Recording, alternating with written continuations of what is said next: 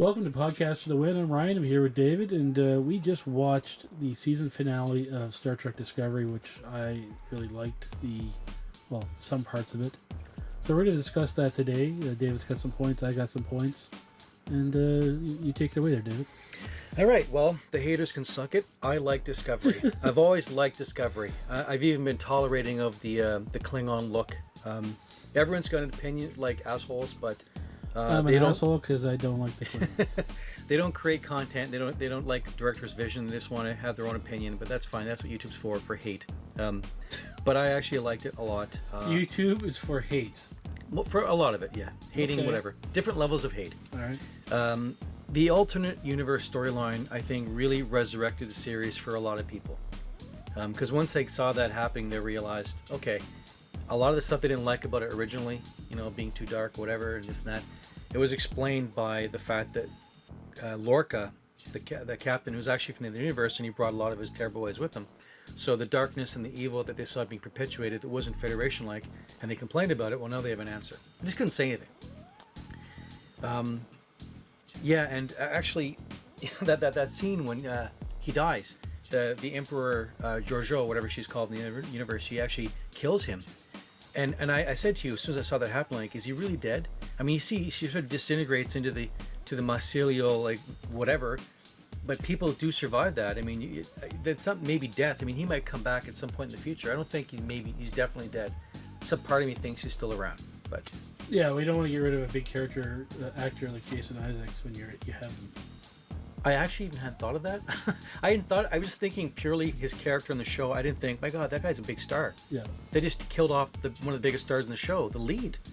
So yeah, something tells me they can't just do away with that. I mean, if it was a soap opera, he'd be back in 2 years at least. And for your time travelers out there, spoilers. Yeah. we like to My spoil. friend David here is giving away nearly everything from the season. But just let you know, before you go too far, you haven't watched it yet. Sorry, too late. We like to spoil and then advise.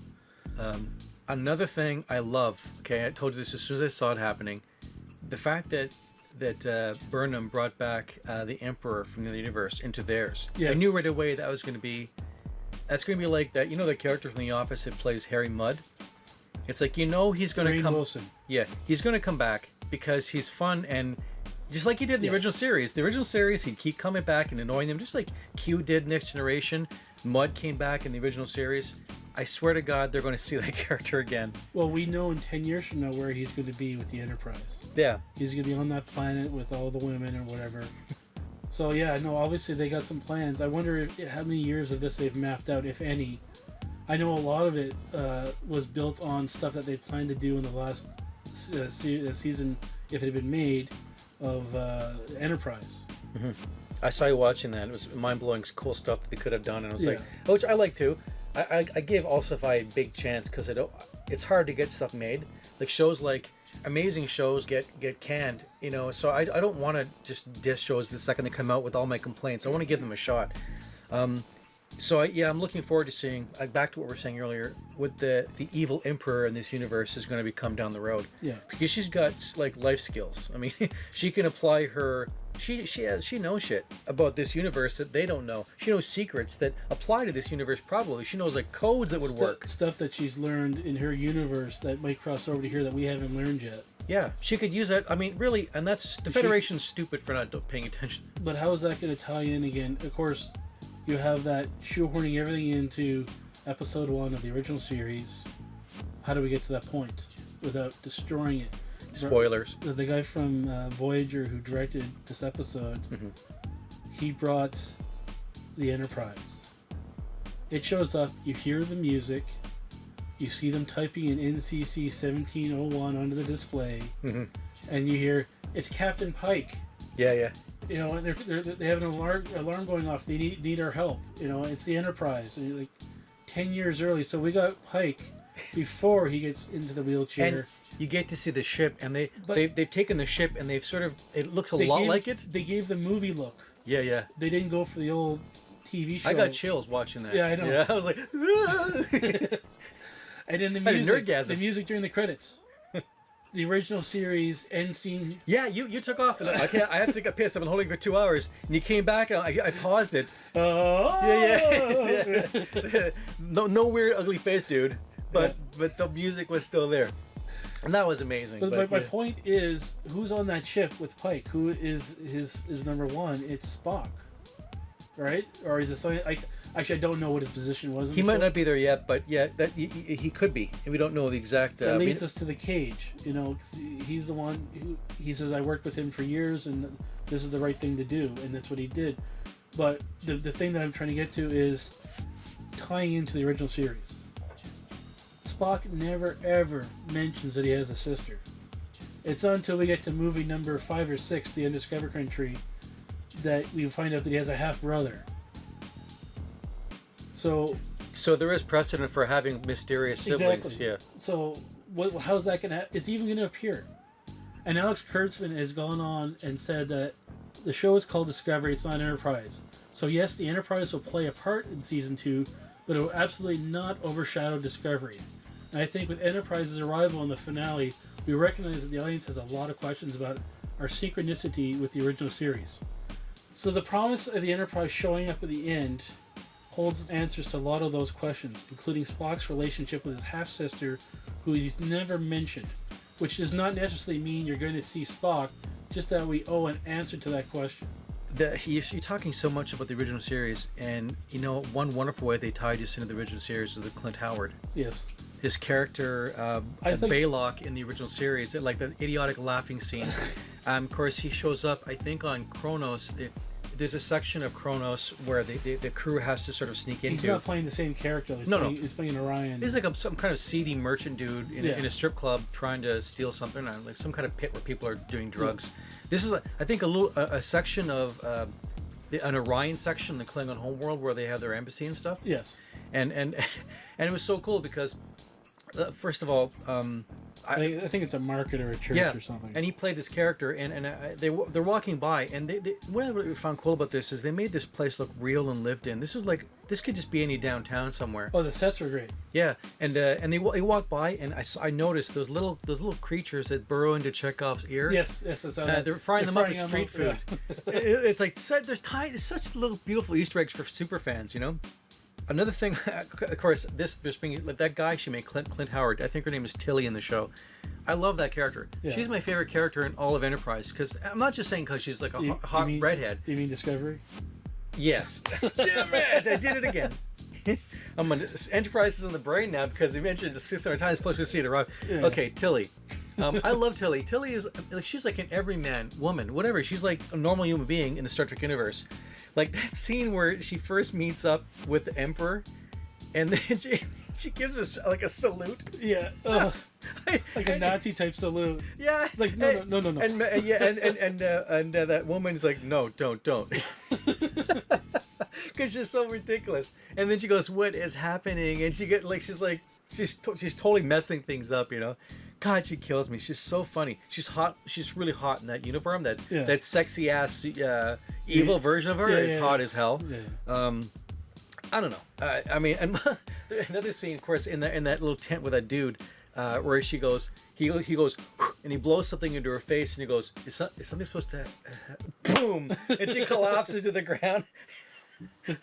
That's among the top 10 funniest like pass out from being high scenes. And then later on, when she goes, "Listen, I'm high. I'm really high right now. I got to warn you about something because there's a bomb inside the case." Oh my God. I loved her so much. I've loved everything she's done, and she's so of course they say in the alternate universe version of her is like a captain, and she's got a lot more reserves for leadership potential than she's aware of, because in this universe she's like sort of like a female Woody Allen. She plays a Woody Allen type on the show. Like she's like fumbling over her words and feels embarrassed to be herself, and I don't know. I think she's got potential to grow. She might get. It's self-confidence. Yeah. She earns that in the other universe because that's all you have over there. Killy is what they called her there. Killian. I don't know. I just wanted to make sure I got that out there because I made a couple of points about what I really thought I liked most about the show, and I love alternate universes, as you might know from listening to other podcasts. I love that character. I love how real and lived in they make these environments. And I love the Vulcan stuff, actually. A lot of the going back and forth between, like, really delving into more of the cultural differences between humans and Vulcans, and how they, like, they're tying back in even to that guy that tried to kill Sarek, the Vulcan terrorist. How mind-blowing that was. Yeah. They're going into territory we haven't seen before. And you mentioned this half-brother from that movie, Star Trek V, whatever. Undiscovered Country. Yeah, there's another Vulcan doing something crazy weird. Like, wow, this guy's openly emotional and wants to talk about religion. Well, here's this other guy from Discovery who he thinks it's cool to blow himself up for his cause, and he's a Vulcan, like, logical Vulcan. He's doing this. So there's a lot more depth to these people. They're not two-dimensional characters like you ever see on like the original series, like, oh, they don't have emotions. Like, they do have a lot of possibilities in their culture and their species. They're actually giving us more of that. Anyway, I just wanted to. Now that we see the Enterprise flying in ship to ship, side by side, we can see that their sizes are relatively the same. Mm-hmm. We notice that, of course, the ship is not the ship from the original series. It's a different version of the Enterprise, even though they say it's 1701. Not A, B, C, X, whatever. Are they going to now ignore Art Deco? Oh, yeah. The color scheme. At the same year, why would uniforms at one thing look like, it's supposed to be beach blanket party type thing? Beach blanket bingo. Yes. So, whatever you would call it, I'm not. In the alternate universe, it's beach blanket party. Whatever. Bingo's at a party to me, so. I'm sorry to get off topic again, but I'm thinking about that Mr. Science Theater movie, the riff tracks we watched, where they're dancing on the beach, and he notices they're all white, and he's putting them down. He's like, Nazi party, the Nazi party. The Nazi party.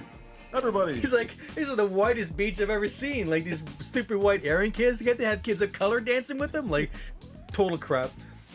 You know what? I'm probably thinking that, because we keep thinking this cannot be the real Star Trek universe. This has to be, the surprise ending will be that this is an alternate of the alternate. Maybe they're going in from, maybe they have similar trajectories, but there may be two alternate universes that have very similar interactions. I don't know, it's mind-blowing. But Paramount could be ditching the original series as they've done in their Kelvin whatever universe, mm-hmm. and they might be just using that Enterprise with its look and everything.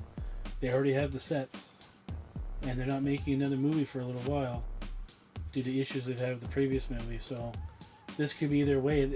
If they make enough money doing this, why would they go back to making movies? True. It could all end though with Bobby Ewing leaving a shower, yes. And it was never Star Trek at all. It was all just on Earth. It's a woman's dream how she went and saw Bobby Ewing get out of the shower in Dallas. So it was actually Chris Pine. Yeah. Sorry, that's only 0.1% of all listeners will understand what this reference means. And the ones that do understand are like, what? Why are you bringing that up? Anyways, this is not meant to be an encyclopedic undertaking of the whole show or even the final episode. This is some of our thoughts about the series in general, and I don't know, thought it would be funny. Thanks for listening to Podcast for the Win. What did you think of the show? Did you like it? Are you looking forward to Season 2? Please like and subscribe to see more fun videos like this.